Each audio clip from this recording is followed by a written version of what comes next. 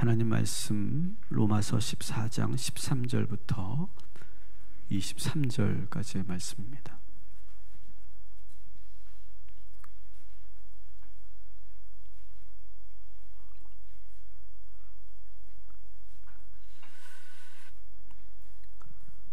지난주 말씀 여러분 잘 기억하시죠? 또 우리가 로마서 강의를 지금 35번째 하고 있는데 그 전의 내용을 다 모르셔도 오늘 제가 설명드리는 것을 통해서 여러분이 잘 따라오실 수 있을 겁니다. 로마서 14장은 어떤 주제를 다루고 있다고 그랬죠? 그렇죠. 로마 교회에 실제 있었던 사건을 다루고 있다. 로마 교회에 지금 어떤 문제들이 지금 계속 일어나서 교회 안에 갈등과 분란이 일어났는데 그 문제를 실제로 다루면서 이러한 문제들을 복음적으로 어떻게 풀어가야 될 것이냐. 지난주도 말씀드렸지만 우리가 교회 안에서 싸움이 생기고 갈등이 생기면 복음이 그 안에 있어요, 없어요? 없잖아요.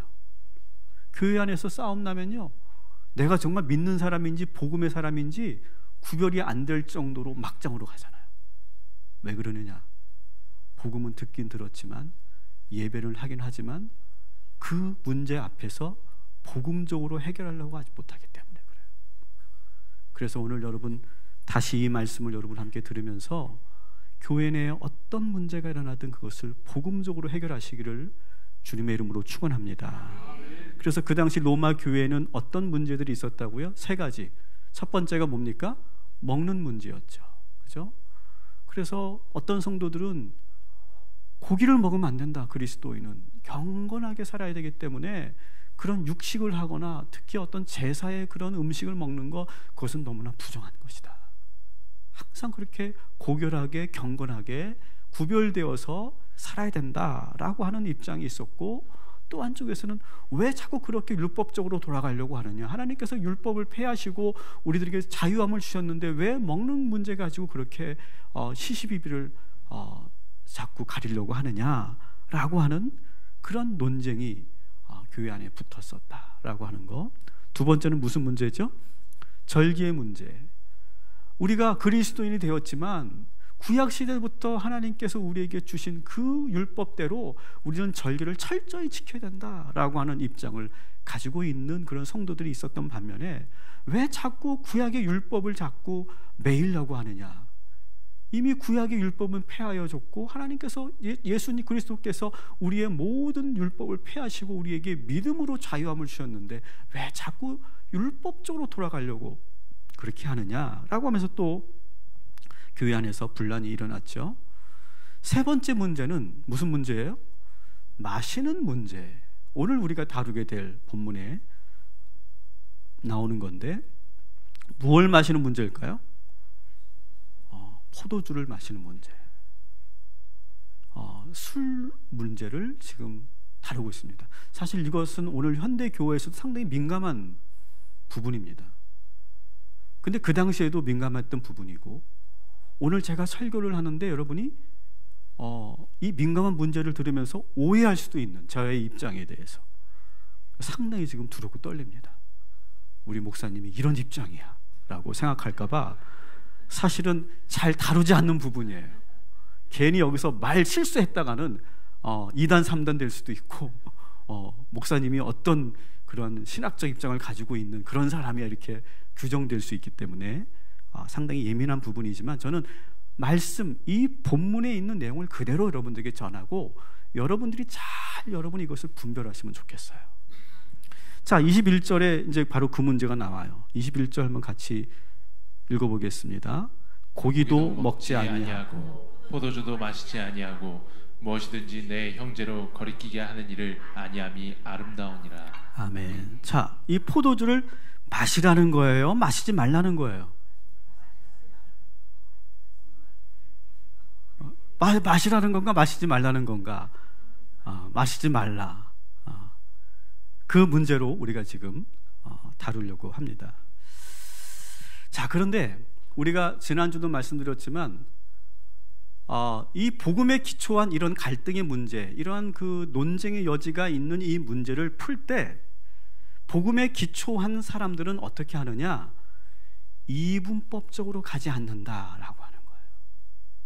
이분법적으로 가지 않는다. 이것은 죄다, 이것은 하지 말아야 된다, 말하지 않는다는 거예요. 다시 말해서 고기를 먹는 것은 죄다, 이렇게 말하지 않는다.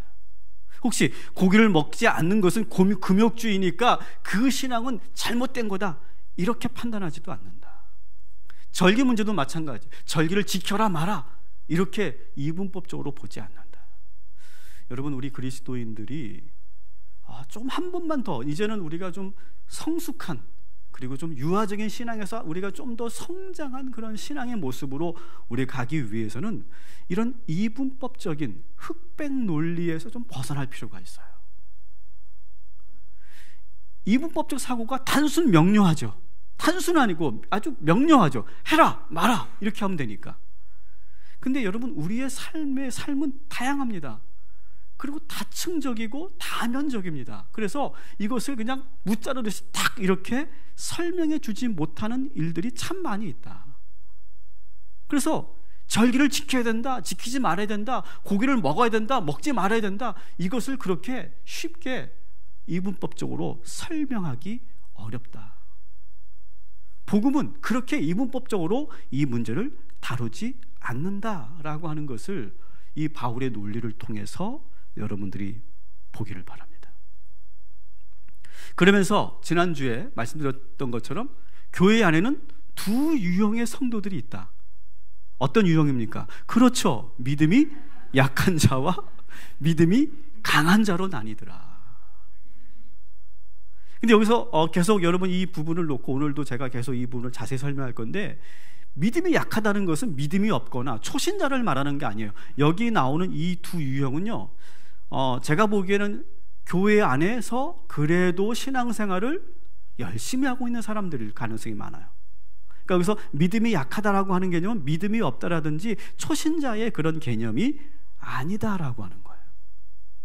반대로 그럼 믿음이 강한 자는 믿음이 좋고 월등하고 그리고 흔들리지 않는 그런 사람을 말하는 것도 아니에요. 왜냐하면 오늘은 또 믿음이 강한 자들에게 권면의 말을 하고 있거든요. 그렇게 하지 말아라 라고 권면하고 있거든요.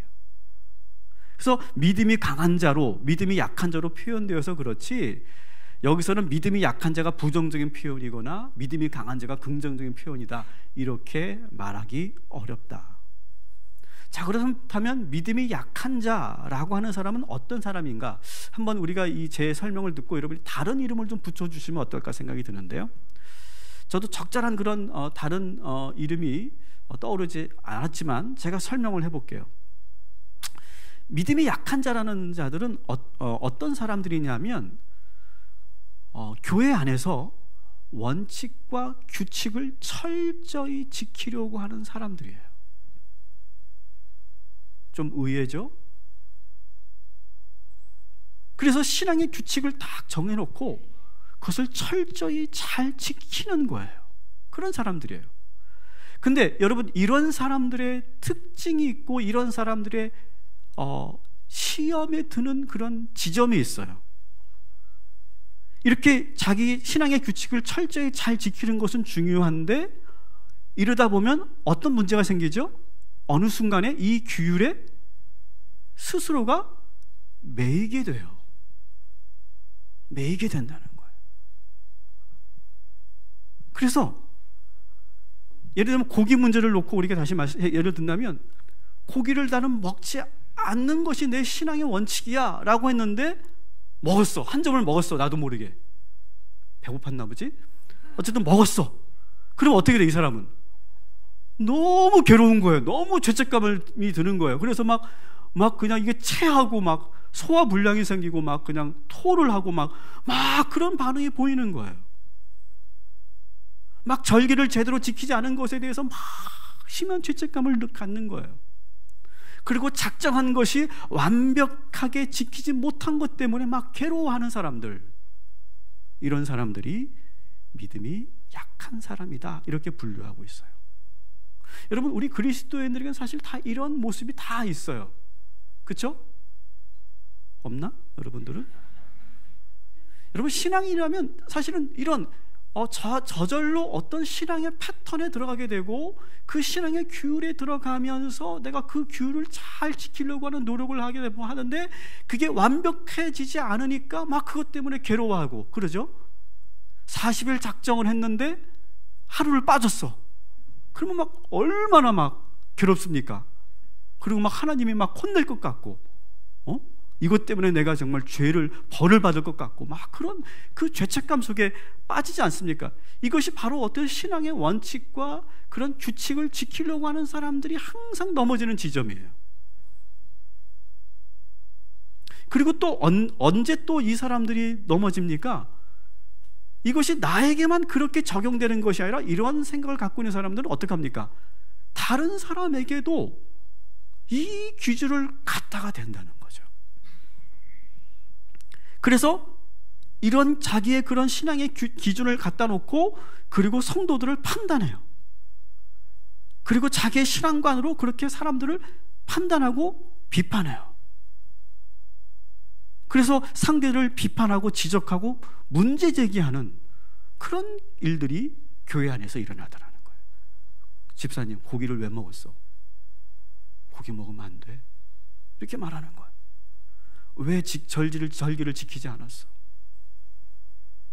지난주 5월 연휴라서 자리에 폭탄이 떨어져가지고 무려 30명이 안 오셨어.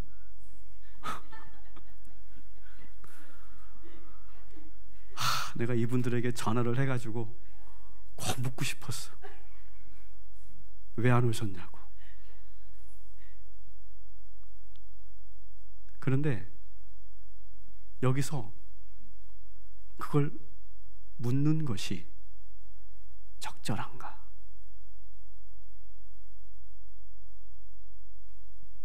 근데 믿음이 약한 사람들은 고기를 왜 먹었고 주일 성수를 왜 안 했고 그리고 포도주를 왜 마셨고 그렇게 나도 모르게 판단하고 비판하는 그런 성향을 가지고 있다. 그렇게 살면 하나님이 노여워하시고 심판하실 거라고 스스로도 생각하고 다른 사람에게도 그렇게 경책하는 그런 성향의 사람들. 근데 여러분, 이렇게 믿음이 약한 성도들이 그러면 문제가 있는 것일까? 다 문제가 있는 것일까? 저는 그렇게 생각하지 않아요. 여러분, 이 믿음이 약한 성도들 자꾸 여러분 헷갈리죠, 그죠? 믿음이 약하다고 하니까. 그런데 잘 분별하고 들으셔야 돼요. 믿음이 약한 성도들이요, 사실은요 교회에서 너무나 필요한 사람들이에요. 사실 이분들이 구원의 확신이 없는 건 아니에요, 그죠? 구원의 확신은 있어요. 근데 구원의 확신을 가지고 있는데 그 규율을 내가 철저하게 지키려고 하는데 철저하게 지키지 못하니까 왠지 내가 지금 괴로워하고 고통스러워하는 것 정도예요. 근데 이렇게 그런 신앙의 원칙과 규율을 철저히 지키려고 하는 사람들은 어떤 마음이냐면 더 경건하게, 더 순전하게, 더 말씀에 따라 살고 싶다라고 하는 그런 열망이 있는 사람들이에요, 사실은요. 사실 이런 분들이 있어야 교회는 부흥하는 거예요. 이런 분들은 예배의 자리를 철저하게 지키는 사람들이에요. 모든 봉사의 섬김의 자리에 빠지지 않는 사람들이에요. 그리고 매일 성경 통독하고 매일 큐티를 하는 사람들이에요. 만일 이분들이 없다면 금요심야는 없어요. 금요심야는 없어, 사실. 새벽기도 없어. 제가 이 동탄 지역에 이 개척을 준비하면서 여러 교회를 다녔잖아요.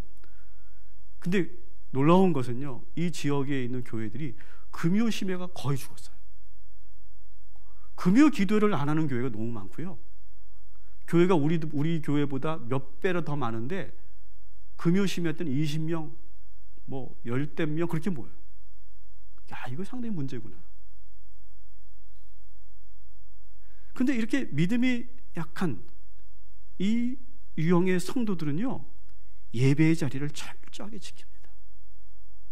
왜냐하면 내가 작정했거든요. 마음으로 내가 결단했거든요. 그리고 내가 금요심에 나와서 내가 이 예배의 자리를 지키는 것에 대한 어떤 사명감을 가지고 있거든요.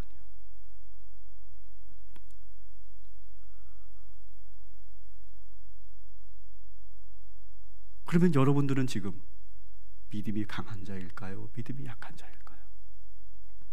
한번 여러분 스스로를 지금 잘 판단해 보세요. 자, 반면에 믿음이 강한 자, 이 믿음이 강한 자라는 표현은 14장에 안 나오고 15장 1절에 나옵니다. 그때 우리가 좀 더 본격적으로 다룰 건데, 오늘 좀 보면 상대적으로 믿음이 강한 자들은 계속 말씀드리지만 믿음이 좋은 사람들을 말하는 게 아니에요. 둘 다 믿음이 좋은 사람들이에요. 근데 그 유형이 좀 다르다. 믿음이 강한 자들은 어떤 사람들이냐? 그들은 고기를 먹어도 괜찮아요. 전혀 그것이 거리낌이 없어요. 절기를 잘 지키지 못해도 괜찮아요.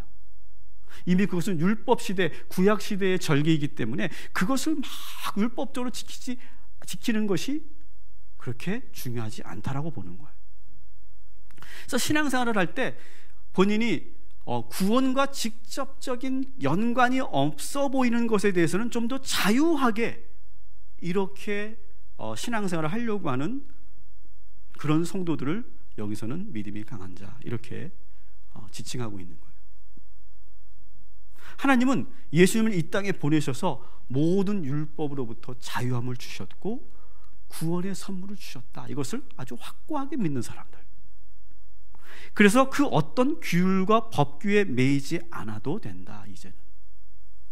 그래서 고기도 먹고 절기를 그렇게 율법적으로 지키지 않고 거기에 너무 신경 쓰지 않는다. 그들은 신앙생활하면서 그 어떤 것에도 구애받지 않는다. 자유롭게 신앙생활하는 경향을 가지고 있어요. 근데 여러분, 이 믿음이 강한 이 자들의 문제는 뭐냐? 자꾸 믿음의 규율과 원칙을 철저히 지키려고 하는 그 성도들을 업신여기는 경향이 있다. 왜 저렇게 신앙생활을 저렇게 매여서 하는지 모르겠어. 저게 다 율법주의고 행위로 구원받으려고 하는 바리새파 아니야? 이런 식으로 비판하는, 업신여기는 그러한 또 성향을 가지고 있다. 그러니까 교회 안에 이 두 유형의 성도들이 함께 하다 보니까 항상 교회 안에는 항상 보이지 않는 그런 갈등이 일어나고 그 갈등이 쌓이고 쌓여서 교회에 큰 문제가 일어나더라. 그러니까 또한 이 믿음이 강한 자들은 신앙생활을 조금은 자유롭게 하려는 경향이 있어요. 그래서 성경에 꼭 하지 말라고 명시되어 있지 않은 부분에 대해서는 좀 자유롭게 행동하려고 하는 태도를 보여요. 여러분, 신앙생활에서 자유함을 얻는 것, 신앙생활 통해 자유로움을 얻는 것은 참 중요합니다. 그런데 이것이 너무 신앙생활이 얽매이지 않고 너무 자유롭게 그냥 가면 여러분 어떻게 될까요? 이게 너무 극단으로 가잖아요? 그럼 자꾸 합리화로 가버려요. 어느 순간 자기 주관적으로 신앙생활을 막 해석해요. 야, 성경에 어디 다단계 하지 말라고 써있냐? 어디 써있어? 성경에 없잖아. 야, 성경에 어디 복권 사지 말라고 써있냐? 오히려 성경에 보니까 복권을 사라고 돼 있더만. 막 그렇게 우겨요. 그래서 어디에 그런 게 있냐고. 창세기 12장 4절에 이에 아브라함이 여호와의 말씀을 따랐고 롯도 그와 함께 갔습니다. 이걸 가지고 이거 봐라, 이거 롯도 그와 함께 아브라함과 함께 갔다고 하지 않느냐. 아브라함도 롯도를 샀다, 뭐 그렇게 지금 하는 거죠. 이건 재밌으라고 하는 얘기지만, 야, 성경이 어디 담배 피지 말라고 써있냐? 어디 써있냐? 어디? 보여줘봐. 야, 성경이 어디 개하지 말라고 써있냐? 개하지 마세요. 교회 안에서 개하지 마세요. 성경에 안 써있어도 하지 마. 교회 안에서. 밖에서 해도 돼. 교회 안에서 개하지 마. 했다가는 진짜 내가 그냥 그 개를 다 뺏어가지고 그냥 내가 빵 사 먹을 거예요. 하지 마세요. 교회 안에서. 야, 성경에 어디 봉투 받지 말라고 돼 있냐? 이런 식으로 자꾸 합리화하다 보면 여러 문제가 생기는 걸 저는 많이 봐요. 바울은 어떤 행위는 맞고 어떤 것은 틀리다라고 이분법적으로 말하지 않아요. 마찬가지로 믿음이 약한 사람만 뭐라고 하지 않아요. 오늘 본문은 소위 믿음이 강한 사람들에게 권면하는 내용이 아주 뼈 있는 그런 권면을 합니다. 사도 바울이 말하고 싶은 것은 모든 사안이 다 그런 것은 아니지만 교회 안에는 서로 신앙의 색깔이 다른 그런 사람들이 모여 있는 것이다. 그렇기 때문에 내가 믿음이 약한 사람이든 내가 믿음이 강한 사람이든 상대방의 신앙을 함부로 판단하거나 비판하지 말자. 바울은 누구의 입장도 서지 않아요. 다만 서로가 이렇게 갈등이 일어나지 않도록 상대방을 함부로 대하지 말자. 따라합시다. 비판하지 말자. 판단하지 말자. 이걸 계속 14장에서 계속 강조하는 거예요. 차이가 있을 때 서로 대화할 수 있어요. 그리고 토의할 수 있어요. 그렇지만 그렇게 토론하면서 선을 넘지 말아야 된다. 집사님 신앙은 가짜야. 집사님은 지금 잘못된 이단에 빠져 있어라든지 그렇게 함부로 우리가 말하지 말자. 복음의 사람들의 기본적인 소양, 기본적인 태도는 뭐냐? 18절, 19절 같이 읽겠습니다. 시작. 이로써 그리스도를 섬기는 자는 하나님을 기쁘시게 하며 사람에게도 칭찬을 받느니라. 그러므로 우리가 화평의 일과 서로 덕을 세우는 일을 힘쓰나니. 아멘. 복음에 기초한 사람들은 바로 화평의 일과 서로의 덕을 세우는 일에 힘쓰는 사람입니다. 마치 진리를 수호하는 그러한 수호의 어떤 그런 군사들처럼 막 교회 안에서 막 그냥 자기 주장을 하고 막 싸우고 그리고 그것을 막 일방적으로 막 그것을 강요하는 그런 것은 복음의 사람이 아니다. 여러분, 우리 모두가 성숙한 복음의 사람들 되시기를 주님의 이름으로 축원합니다. 그러면서 오늘 본문을 이제 본격적으로 들어가면 믿음이 약한 사람들에게 사도 바울은 다음과 같이 권면을 하고 있습니다. 좀 길지만 17절까지 15절까지인가요? 15절까지 같이 읽도록 하겠습니다. 시작. 그러므로 이제부터는 서로 남을 판단하지 마십시다. 형제 자매 앞에 장애물이나 걸림돌을 놓지 않겠다고 결심하십시오. 내가 주 예수 안에서 알고 또 확신하는 것은 이것입니다. 무엇이든지 그 자체로 부정한 것은 없고 다만 부정하다고 여기는 그 사람에게는 그것이 부정한 것입니다. 여러분 각자가 음식 문제로 형제 자매의 마음을 상하게 하면 그것은 이미 사랑을 따라 살지 않는 것입니다. 음식 문제로 그 사람을 망하게 하지 마십시오. 그리스도께서 그 사람을 위하여 죽으셨습니다. 아멘. 자, 믿음이 약한 사람들이 가지고 있는 문제는 여전히 남을 비판하고 판단하는 거예요. 그러니까 내가 믿음이 약한 사람의 유형인가 믿음이 강한 자의 유형인가를 여러분 보시려면 자꾸 내가 다른 성도들의 신앙을 보면서 자꾸 내가 이렇게 판단하고 있다 라고 한다면 내가 그런 유형의 사람이다 이렇게 보시면 좋아. 근데 그게 나쁜 게 아니에요. 여러분 기억하세요. 교회 안에는 항상 두 유형의 성도들이 공존한다. 이걸 자꾸 제가 강조합니다. 나쁜 게 아니에요. 근데 여전히 남을 비판한다. 그리고 어떤 높은 기준, 여기서는 장애물일과 걸림돌이라고 했죠. 그것을 신앙생활 앞에 두고 그리고 거기에 이루지 못하는 사람을 판단한다. 저는 이 부분이 목회자도 저는 이 부분을 조심해야 된다라고 생각합니다. 목회자도. 지난주 어느 장로님을 뵀는데 그러더라고요. 우리 교회 장로님은 아니죠. 근데 섬기는 교회 목사님이 너무 이상적이셔서 그 이상적인 것을 성도들이 따라가지 못하고 그러면서 늘 죄책감 속에 빠져 있다. 그 말씀은 맞는데 그렇게 살지 못하잖아. 이 세상 사람들이, 이 세상에 사는 그리스도인들이 그렇게 살지 못하니까 그 말씀을 들으면 할 말이 없고 그리고 늘 내가 못하는 것 같고 신앙생활 제대로 못하는 것 같은 느낌을 계속 들게 한다. 저는 목회자가 그렇게 하는 것이 과연 적절할까? 저는 거기에 문제 제기를 하는 사람이에요. 목회자도 이 부분을 조심해야 된다. 마찬가지로 여러분들 안에서도 여러분들이 세워놓은 기준을 가지고 성도를 판단하고 부딪히게 하는 일을 우리가 자제하시기 바랍니다. 여기서 분명한 철학이 있어요. 하나님에 대한 분명한 신학이 있어요. 뭐냐면 따라합시다. 하나님이 만드신 것은 속된 것이 없다. 여러분, 고기, 육식, 이것은 속된 것이 아니라는 거예요. 그것을 먹는 거 잘못된 게 아니라는 거예요. 하나님이 만드신 건데 왜 그것이 속되다고 말하냐? 그렇게 말할 수 없다. 사람이 하나님이 만들어 놓으신 것을 무엇은 속되고 무엇은 정결하다고 그렇게 말할 수 없다. 하나님이 만드신 모든 것은 다 정한 것이다. 음식을 먹을 때 너무 지나친 규율로 먹으면서 죄책감을 가지게 하고 근심하게 하면 그것은 오늘 말씀 보니까 형제를 사랑하지 않는 거다. 예수님은 한 영혼을 살리기 위해 십자가에 달려 죽으셨는데 이 믿음이 약한 자들은 누군가를 판단하고 정죄함으로 인해서 누군가를 죽게 만든다. 우리 그런 거 조심하자. 이렇게 지금 성도들에게 말하고 있는 거예요.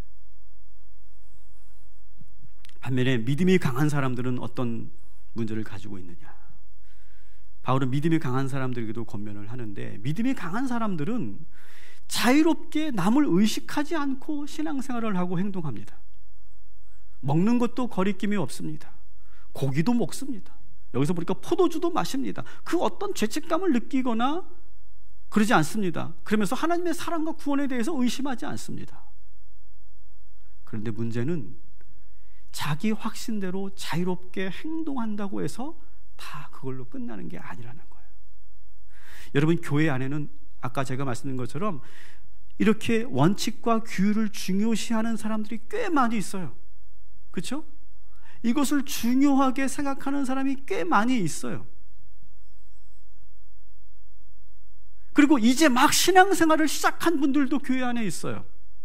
그런데 그들 앞에서 자기는 자유롭다고 남을 의식하지 않고 마음대로 자유롭게 행동하다가 누군가가 그 사람 행동 때문에 혼란에 빠지고 실족하게 된다면 그것은 믿음이 강한 자들이 정말 자제해야 하는 행동이다. 그래서 옛날에 우리 목회 선배님들은, 우리 사역자들이 그런 것도 하지 말아야 돼요. 길에 가면서 뭐 이렇게 하드를 빨고 다니거나 그런 것도 하지 말라고 그랬어요.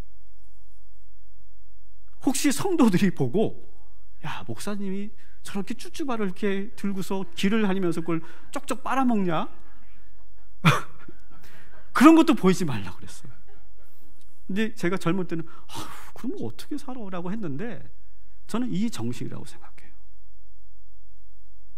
20절 말씀을 우리가 같이 읽어볼게요. 시작.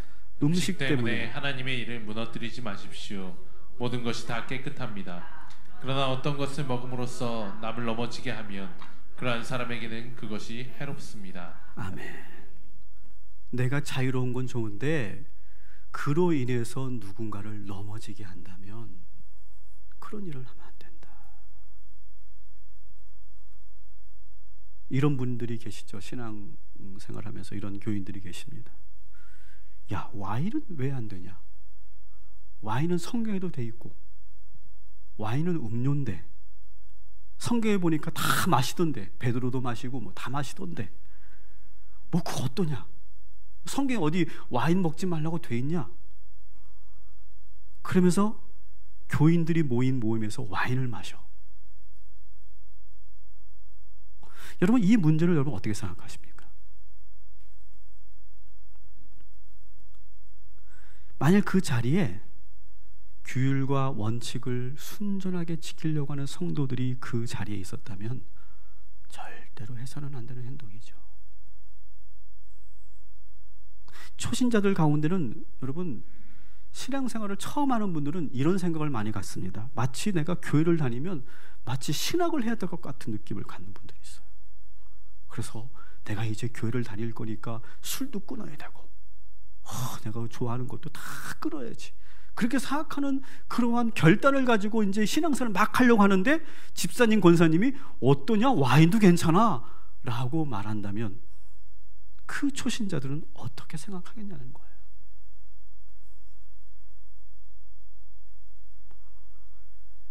여러분, 교회 안에서 우리가 서로 다른 입장을 가지고 있고 태도를 보일 수 있지만 여러분, 논란의 여지가 있는 행동은 우리 그리스도인들은 하지 않는 것이 복음에 기초한 삶인 줄 믿습니다.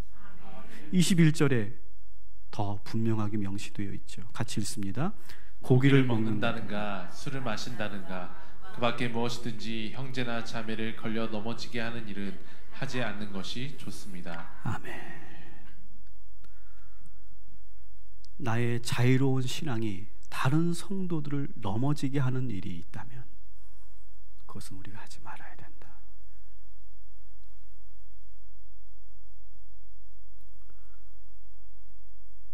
그러면서 이제 이 기본적인 원리를 가지고 따라합시다. 내 마음에 갈등이 일어나는 행동은 하지 않는 것이 좋다.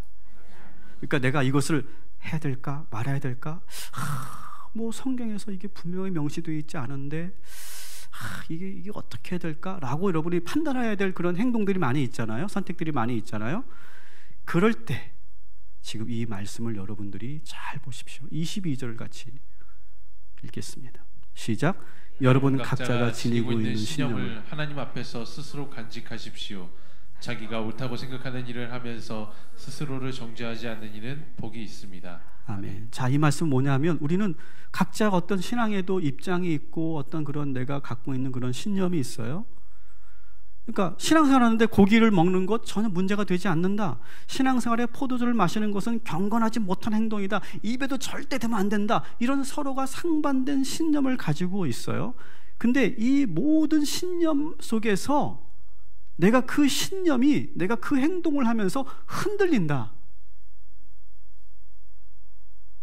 그래서 오늘 말씀에 보니까 잘 보세요. 다시 22절을 보면 하나님 앞에서 자기가 옳다고 생각하는 일을 하면서 스스로 정죄한다면 하지 말아라.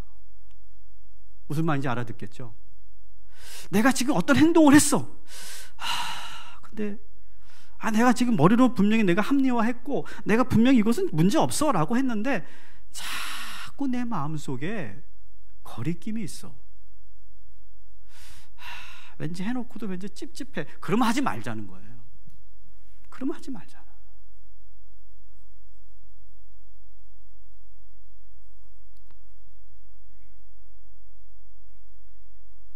그러니까 23절 같이 읽어볼게요. 23절 시작. 의심을 하면서 먹는 이는 이미 정죄함을 받은 것입니다.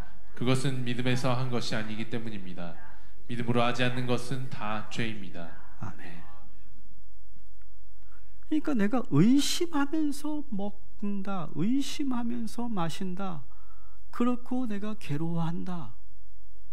그러면서 내가 회개를 해야 되는데 회개도 안 된다.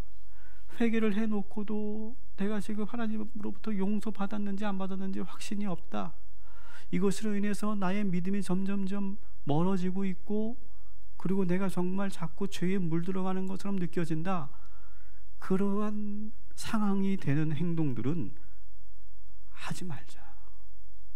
아예 하지 말자.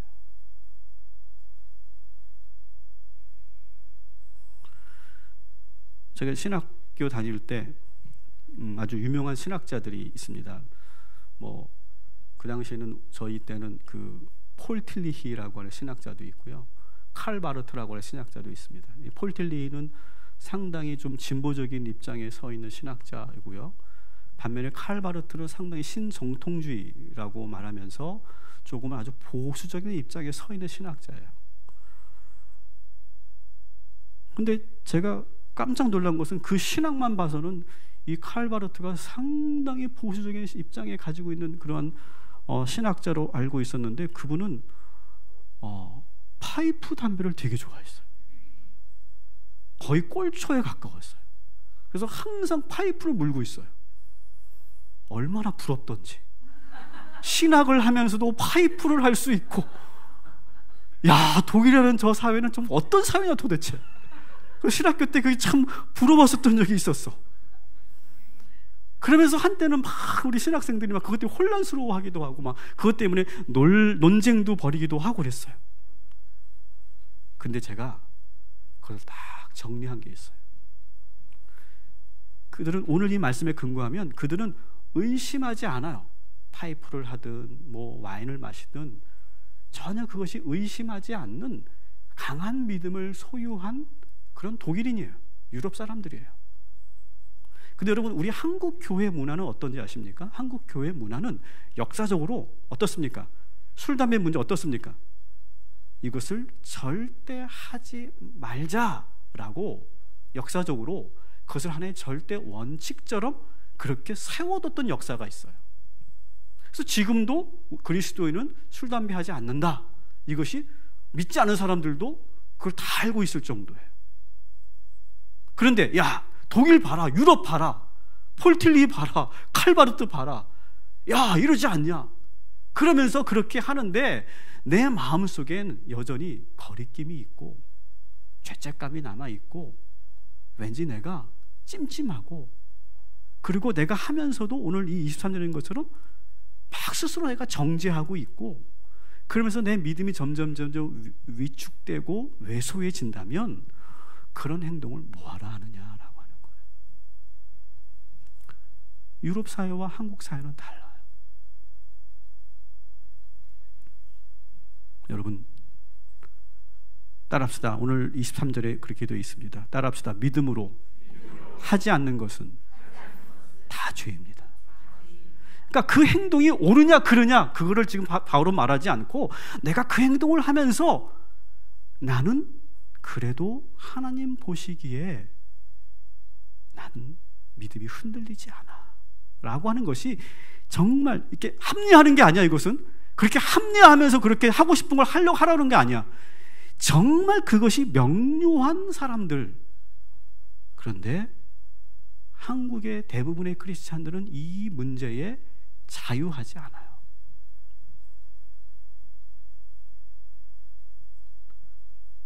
믿음으로 하지 않는 모든 행위는 다 죄가 될 수 있다.